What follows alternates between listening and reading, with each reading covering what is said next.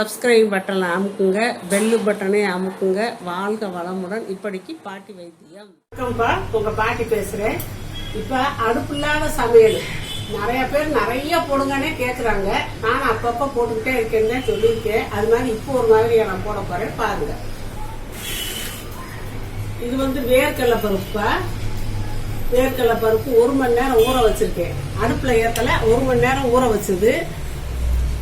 இது அவளு செவப்பு அவளுப்பா. நல்லா சுத்தமா கழுவிட்டு கொஞ்சம் தண்ணியை ஊற்றி 1 மணி நேரம் ஊற வச்சது. இப்படி சோறு மாதிரி இப்படி பொழுன்னு இருக்கு. இது கருப்பு திராட்சை, காஞ்சது உலர் திராட்சை. அதை 1 மணி நேரம் தண்ணியில ஊற வச்சு அப்படியே சாஃப்டா இருக்குது. அது கொஞ்சம் வச்சிருக்கேன். இது மாதுளம்பழம், நாட்டு மாதுளம்பழம் தான்ப்பா, உரிச்சு வச்சிருக்கேன். நான் வச்சிருக்கேன். நீங்க உங்க தேவைக்கு எது எது கூட வேணுமோ குறைய வேணுமோ போட்டுக்கோங்க. இது தேங்காய் இப்ப உடைச்சு துருவல் பண்ணி வச்சிருக்கேன். சூப்பரான டிஷ்ஷுப்பா. இது சாப்பிட்டா ஒரு நேரம் சாப்பாடு சாப்பிட வேணாம், அவ்வளவு டேஸ்டா நல்லா ரம்மியமா இருக்கும். இனிப்பு காரம் எதுவும் சேர்க்க வேணாம், புளிப்பு இனிப்பு எதுவும் சேர்க்க வேணாம். இப்படியே எல்லாம் கலந்துடலாம். இப்போ வேர்க்கடலையே போட்டுக்கிட்டேன். அவளா போட்டுக்கிட்டேன்.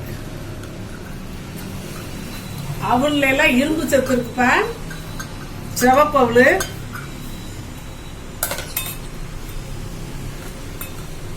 இது மாதுளம்பழத்தை போட்டாச்சு.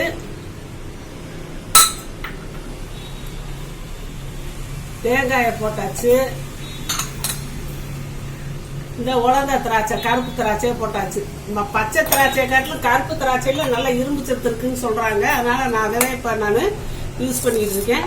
இப்படியே கலந்துக்கிற வேண்டியது. இதுல இனிப்போ புளிப்போ உப்போ எதுவுமே தேவையில்லை இந்த சமைக்காத உணவுக்கு. இப்படியே எடுத்து நீங்க கொஞ்சம் கொஞ்சமா நல்லா அரைச்சு சாப்பிட்டீங்கன்னா ஒருத்தருக்கு 1 நேரம் சாப்பாடு சரியா போயிடும். இல்ல வேர்க்கடலை தேங்காய் எல்லாம் சேர்த்துக்கிறதுனால நீங்க நைட்டு சாப்பிட வேண்டாம், காலையில இல்லாட்டி மத்தியானம் சாப்பாட்டுக்கு இதை வச்சுக்கோங்க. ஏன்னா வேர்க்கடலை இதெல்லாம் கொஞ்சம் ஹெவியா இருக்கும். இதை நீங்க மத்தியான சாப்பாட்டுக்கு காலை சாப்பாட்டுக்கு வச்சுக்கிட்டீங்கன்னா சூப்பரா இருக்கும்ப்பா. சாப்பிட சாப்பிட அவ்வளவு டேஸ்டா இருக்கும்.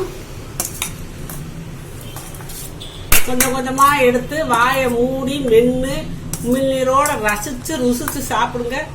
அவ்வளவு டேஸ்டா இருக்கும்.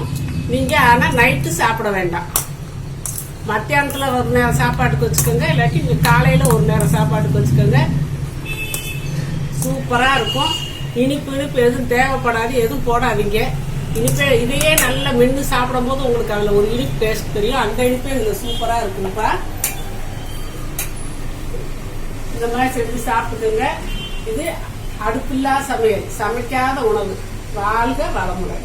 சப்ஸ்கிரைப் பட்டனை அமுக்குங்க, பெல்லு பட்டனை அமுக்குங்க. வாழ்க வளமுடன். இப்படிக்கு பாட்டி வைத்தியம்.